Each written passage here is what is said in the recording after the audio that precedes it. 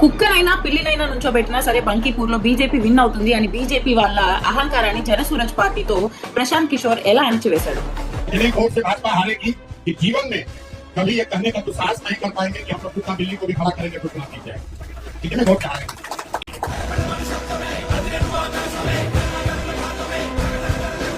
వెళ్తే ఈ బంకీపూర్ కాన్స్టిట్యుయెన్సీ బీజేపీకి దశాబ్దాలుగా ఒక స్ట్రాటజీ, ఒక లాబొరేటరీ లాగా పనిచేసింది అనమాట. వీళ్ళ స్ట్రాటజీ, వీళ్ళ cost and religion consolidation strategy ఏదైతే ఉందో దానికి ఒక లాబొరేటరీ లాగా పనిచేసింది. కాకపోతే ఈ సడన్ ట్విస్ట్ ఏదైతే వచ్చిందో, ఈ ప్రశాంత్ కిషోర్ ఇచ్చిన షాక్ వల్ల బీజేపీ హైకమాండ్ లో ఒక భూకంపం మొదలైంది. కింద నేను చూపిస్తున్నాను కదా, ఇది ఆ పర్టికులర్ కాన్స్టిట్యుయెన్సీ డెమోగ్రఫీ అనమాట. ఇది ప్రాపర్ గా బీజేపీ కాస్ట్ కన్సాలిడేషన్ అండ్ ఇంకా రిలీజియన్ కన్సాలిడేషన్ స్ట్రాటజీ ఏదైతే ఉందో దాన్ని పర్ఫెక్ట్ గా అప్లై చేసే కాన్స్టిట్యుయెన్సీ డెమోగ్రఫీ ఇది.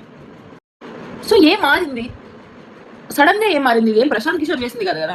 సో ఇక్కడ ఈ పర్టికులర్ కాన్స్టిట్యుయెన్సీలో మారింది ఏంటంటే ఓటర్ కోరికలు మారాయి అనమాట. ఇప్పుడు ఓటర్ కోరుకునేది ఏంటంటే వాళ్ళ పిల్లలకి ఎడ్యుకేషన్ కావాలి, వాళ్ళకి హెల్త్ అండ్ సేఫ్టీ కావాలి, ఇంకా కరప్షన్, పేపర్ లీక్స్ లేని ఒక మంచి అడ్మినిస్ట్రేషన్ కావాలి, ఇంకా ఎకనామిక్ మొబిలిటీ కావాలి, లా అండ్ ఆర్డర్ ని ప్రాపర్ గా చూసుకునే అడ్మినిస్ట్రేషన్ కావాలి, మంచి జ్యుడిషియల్ సిస్టమ్ కావాలి. ఇన్ని కోరికలు ఉన్నాయి కనుక పొలిటికల్ పార్టీస్ కూడా మీరు దశాబ్దాలుగా మీ స్ట్రాటజీలు బట్టే ఓటర్లు ఉంటారని కాకుండా ఓటర్లకి అనుగుణంగా కూడా మీ స్ట్రాటజీలు మార్చుకొని వాళ్ళ కోసం పనిచేయాలని నేను కోరుకుంటున్నాను. సో యాజ్ ఏ ఓటర్ మీరేం కోరుకుంటారో కింద కమెంట్ లో చెప్పండి.